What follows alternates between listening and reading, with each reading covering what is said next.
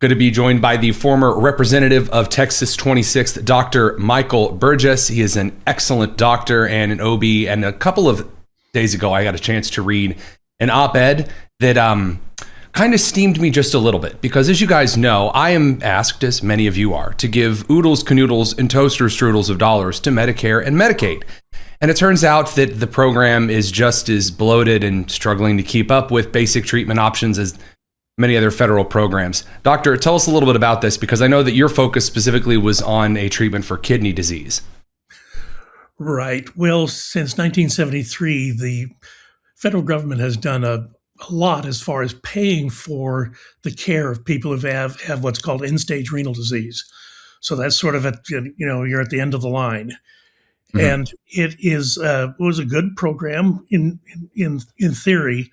The problem is it hasn't really kept pace with innovations in the field, or let me say it another way, because this end-stage renal disease program exists, it sort of forecloses on any type of innovation. And what do I mean by that? It is there to fund for end-stage renal disease. It doesn't say anything about let's prevent people who are starting down that path. Let's do something different so that they don't end up with end-stage renal disease. And that's really been the shortcoming of the program. And then here's the sad part. Everything's kind of frozen in time since 1973, but you and I both know that there have been fantastic scientific breakthroughs and achievements, and the Medicare program doesn't really reflect that. And then Here's the other thing: since in the Biden administration, when they decided to do a prospective payment for bundled care, it really put a damper on this even further. And I'm afraid that Trump did a good thing during his first term, where he really advanced. I went to a signing of an executive order one day down at the Ronald Reagan building, and there was a lot of excitement in the room because of what the focus that President Trump was putting on research and prevention of chronic kidney disease. Unfortunately, the Biden administration undid a lot of that with their prospective payment bundling, and unfortunately, Center for Medicare and Medicaid Services is kind of now, even in the Trump administration, the second Trump administration, is kind of doubling down on that. And that's a shame, because they have a real opportunity here to really advance and try to prevent that end stage from ever happening. And that would be the gift as far as the cost of things. Well, right. And of course, that's something that only requires just a few years forward thinking, or in this case, just implementing and instituting measures that are already currently existing and are doing rather well. But federal medical programs especially only really seem, unfortunately, hell-bent on treating just the symptoms that are popping up. In this case, you said just kind of taking care of that end-stage treatment. And there's no innovation. There's no innovation that is prompted by or encouraged by these programs. Is there any way at all, at least in your years of medical experience, your years of arm wrestling the bureaucracy of the federal government's medical programs, is there any way to stimulate innovation just a little bit here, so that if we have to spend tax dollars, we don't have to just drag our feet through broken glass? Yeah. Well, there should be. And again, the executive order that President Trump signed in his first term really advanced some pretty simple things like home dialysis. So someone whose kidney disease has progressed to the point that they're on dialysis, 3 days a week, they're tethered to a machine. They've got to go to a center and stay hooked up. But home dialysis will do as good a job, and it can be, as the phrase indicates, you can do it at home, do it at night. And it is a vast improvement. It's just as far as, if nothing else, in the quality of life of the patient who's suffering from end-stage renal disease. And then, here's one thing I'll tell you that it took me a decade to undo some of the things that Center for Medicare and Medicaid Services had done years before. And one of those was, they said, well, in order to save money, someone who has a renal transplant, and this is, of course, this is the gold standard. This is what you want to get to if you've got chronic kidney failure or complete kidney failure. If you are lucky enough to get on a transplant list and get a match and get a transplant, you have to take medicine to keep from rejecting the transplant, to keep from rejecting the graft, CMS would only pay for 3 years of that anti-rejection medication. It is so crazy. I mean, it sounds funny to say it now. Yeah, go through all of this chaos, all of the horror, all of the chance that it won't work, that it won't take, go through all of the immunosuppression just to get to the end of 3 years. And it's like, you've had that new kidney long enough, haven't you? I mean, yeah, goodness gracious. You are no longer eligible for the end-stage renal disease program now because you don't have end-stage renal disease. But if you stop the meds, there's a risk that the graft will be rejected. And then here's adding insult to injury. You've still got to wait 30 months to get back on the end-stage renal disease program. Even that's poor planning. Because of them. It drove me nuts. But good news is we did get that policy changed, and so that a longer interval is now possible for anti-rejection drugs. But it's that kind of thinking that really bothered me a lot about, when we have a bureaucratic approach to an illness like chronic kidney disease, you're not always going to get your best care. And that's what's been so frustrating. And what has eliminated sort of some forward leaning, okay, let's identify people earlier. We know the risk factors, diabetes, hypertension. These things are not mysteries. And if you can identify someone who is starting down that road and be able to intervene earlier, maybe they don't end up on dialysis. Maybe they don't end up on a transplant waiting list. This would be the ideal.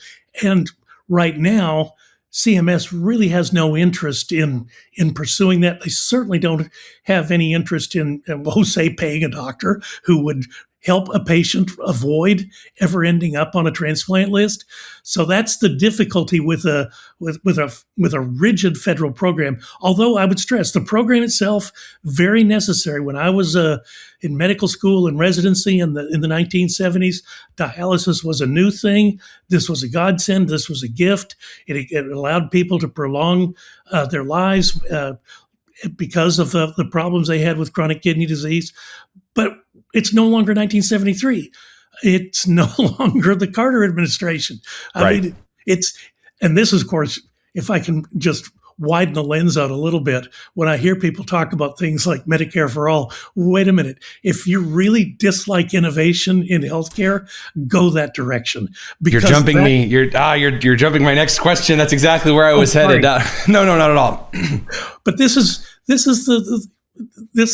the cautionary tale. Yes. For you completely eliminate any sort of interest or capital investment in innovation and the kinds of things that our generation has kind of grown to expect. I mean, you have a problem, someone's going to figure out a solution to that problem.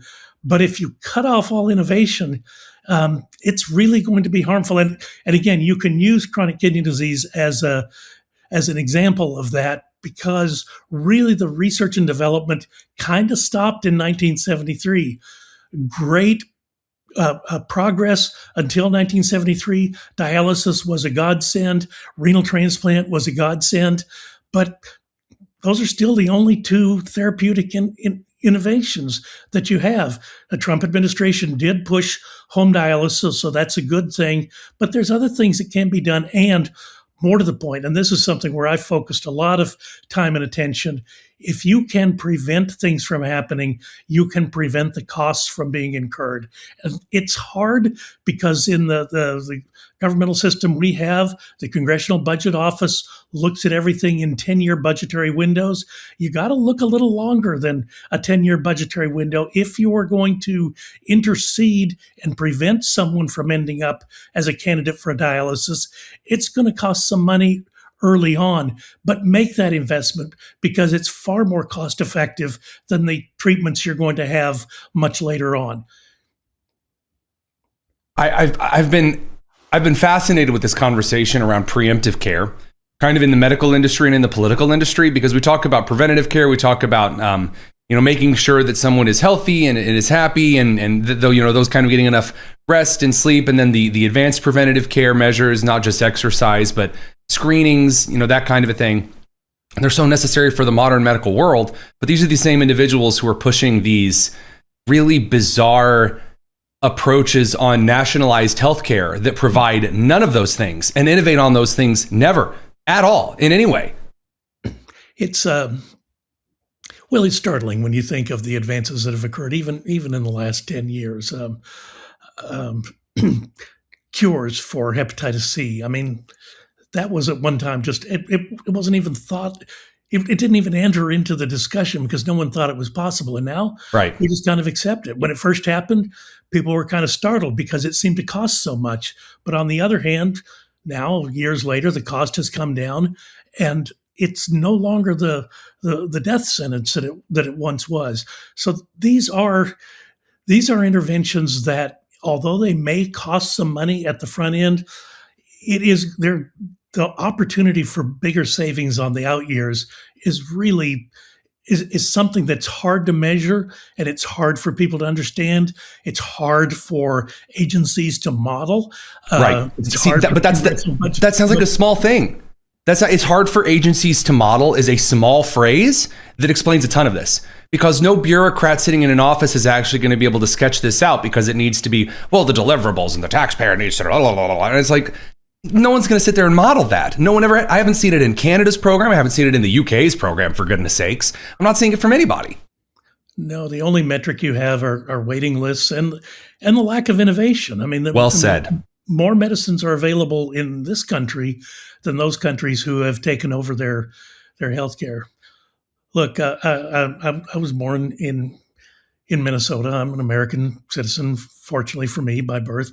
My dad was Canadian, and he was educated in the Canadian system. And right after the Second World War, I mean, he couldn't wait to get out of Canada because he did not want to practice.